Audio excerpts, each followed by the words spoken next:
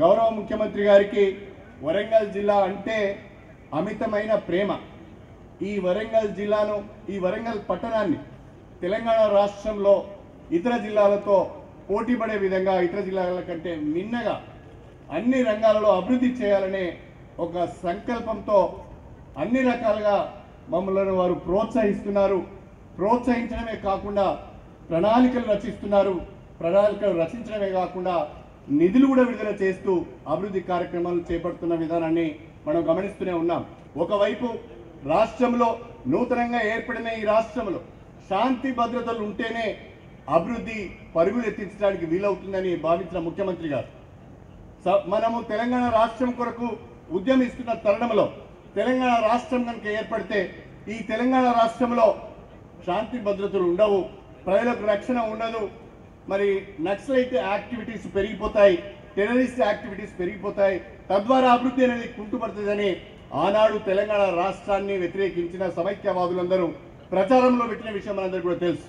కానీ ఈనాడు వారి యొక్క అంచనాలను తలకిందులు చేస్తూ వారి యొక్క ప్రచారాన్ని మనము దుష్ప్రచారంగా, అవాస్తవాలని ప్రజలకు తెలియజేసే విధంగా ఈ 3 సంవత్సరాల కాలంలో తెలంగాణ రాష్ట్రంలో చక్కటి పోలీసు వ్యవస్థ పనితీరు, శాంతి భద్రతను కాపాడుతున్న విధానాన్ని కూడా మనం గమనిస్తున్నాం.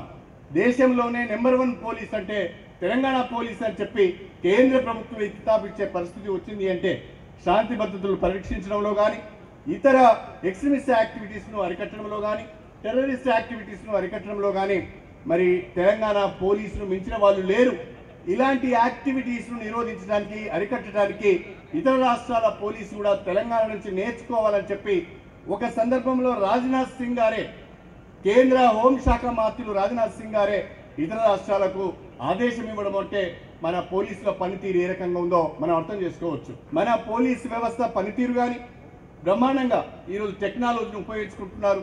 సీసీ కెమెరాస్ ద్వారా సర్వేలెన్స్ చేస్తున్నారు, షీ టీమ్స్ను ఏర్పాటు చేశారు, పోలీసు వ్యవస్థను విస్తృతపరిచారు, మండల స్థాయిలోకి బ్రహ్మాండంగా వెళ్ళిపోయారు.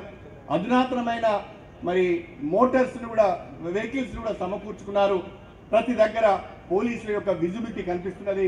సమస్య ఎక్కడ ఉంటే అక్కడికి పోలీసులు వెళ్తున్న విషయాన్ని కూడా మనం గమనిస్తున్నాం. కానీ ఇంకా పోలీసులు వాళ్ళ యొక్క పనితీరును మెరుగుపరచుకోవాల్సిన అవసరం ఉన్నది. తెలంగాణ రాష్ట్రంలో ఎవరైతే మారుమూల ప్రాంతంలో, పల్లెల్లో ఉండే పేదవాళ్ళు ఉంటారో, ఎవరైతే అనేక రకాలైన